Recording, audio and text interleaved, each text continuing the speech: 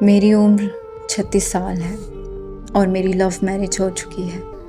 ہم class fellows تھے اور ایک دوسرے کو 6 سال سے جانتے تھے۔ ہم بہترین دوست بھی تھے۔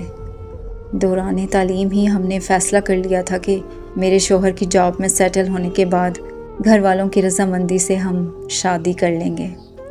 میرے شوہر کی جاب کے بعد ہمارے گھر والے ملے اور ہماری شادی ہو گئی۔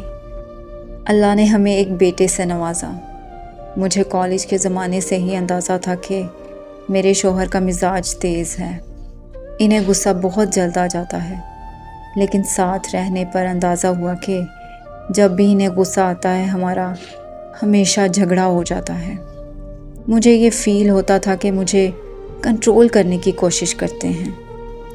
جب بھی جھگڑا زیادہ ہوتا تو میں اپنے بچوں کو لے کے مائکے چلی جاتی تھی۔ میرے مائکے والے مجھے سہارا دیتے اور مجھے تسلیاں دیتے کہ اس نے کیا تمہیں لاوارث سمجھ رکھا ہے۔ میری بہنیں فون پر میرے شوہر کو خوب سناتی۔ بہرحال صلح صفائی ہو جاتی اور میں گھر واپس آ جاتی۔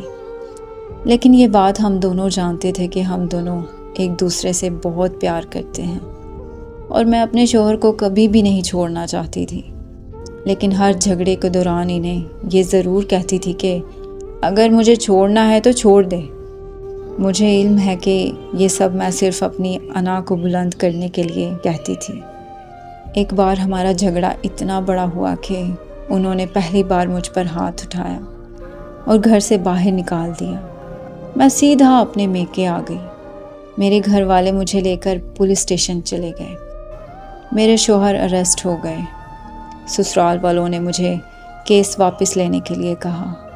میرے شوہر نے مجھ سے معافی مانگی اور کہا کہ آئندہ یہ سب نہیں ہوگا۔ میں نے کیس واپس لے لیا اور واپس اپنے گھر چلی گئی۔ 3 مہینے بعد پھر ہمارا جھگڑا ہو گیا اور میں ہمیشہ کی طرح بچہ اٹھا کر اپنے میکے چلی گئی۔ 2 دن بعد مجھے خبر ملی کہ میرے شوہر ہاسپٹل میں ہیں۔ میرے گھر والوں نے مشورہ دیا کہ مجھے انہیں دیکھنے جانے کی کوئی ضرورت نہیں، بلکہ میری بہنوں کا کہنا تھا کہ یہ سب ڈرامہ ہے تمہیں ایموشنلی بلیک میل کرنے کے لیے۔ وہ 1 ہفتہ ہاسپٹل میں رہے، نہ ملنے گئی اور نہ ہی کال کی۔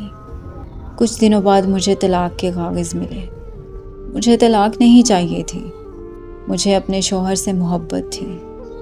میں اپنا گھر خراب نہیں کرنا چاہتی تھی، لیکن میری انا آڑے آ رہی تھی۔ مجھے لگا کہ طلاق منع کر کے میں نیچے ہو جاؤں گی۔ میں نے انہیں کال کی کہ جب چاہے طلاق لے لیں، میں بھی اس جہنم میں نہیں رہنا چاہتی۔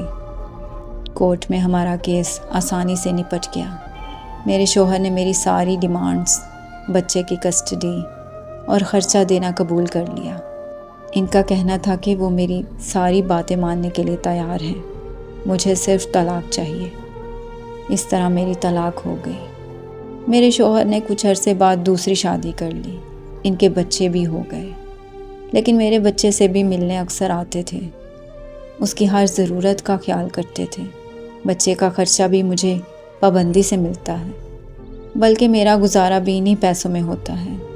میں اپنے بچے کے ساتھ مائکے میں رہتی ہوں۔